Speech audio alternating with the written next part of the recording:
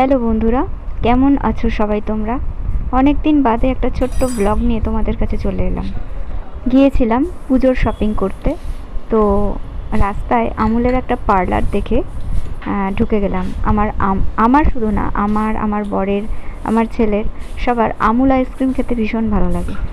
তো সেখানে ঢুকে ছেলে যথারীতি ফিস্ট আইসক্রিম অর্ডার করলো। তো ওর ফিস্ট খেতে ভীষণ ভালো লাগে।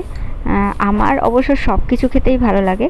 হ্যাঁ, আমি মেনলি কর্নেটোটা খাই, কিন্তু যেহেতু আমুল পার্লার, সেই জন্য ভাবলাম অন্য কিছু ট্রাই করা যাক। যদিও এটা আমি অন্য জায়গায় খেয়েছি।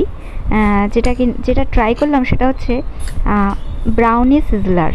এটা সম্ভবত একটা লোহার পাত্রে দেওয়া হয়েছিল।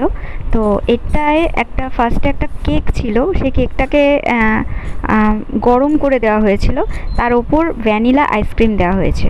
জিনিসটা কিন্তু অত্যন্ত মজাদার, আর আমার খেতেও খুব ভালো লাগছিল। আর এখানে যখন আমাকে সার্ভ করছিল, তখন ওর ওপর দিয়ে কিছুটা চকলেট সিরাপ দিয়ে দিয়েছে।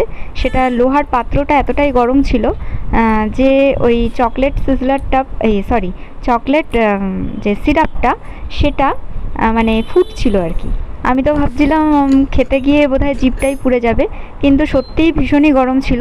কিন্তু ওই আইসক্রিমটা যেহেতু ছিল, আইসক্রিম আর কেকটা একসঙ্গে খেতে গিয়ে জিনিসটা নর্মাল হয়ে গিয়েছিল।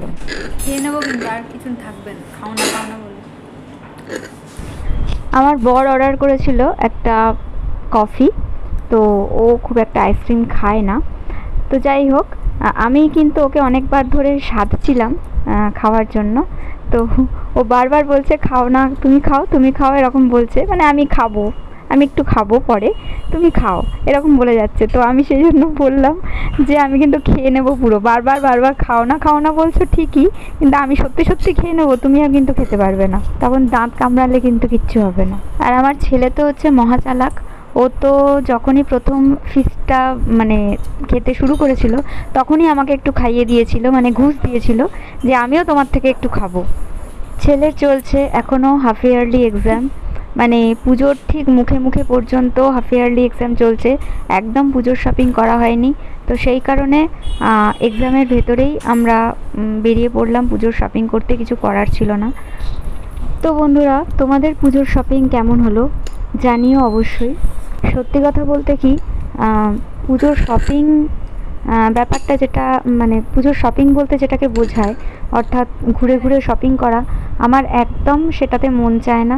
কেননা সারা বছর বাড়ি থেকে বেরিয়ে স্কুল করে তারপর আমার মনে হয় না যে একবার মানে পুজোর শপিং করতে বেরোই আবার সেই ভিড়ভাট্টার মধ্যে।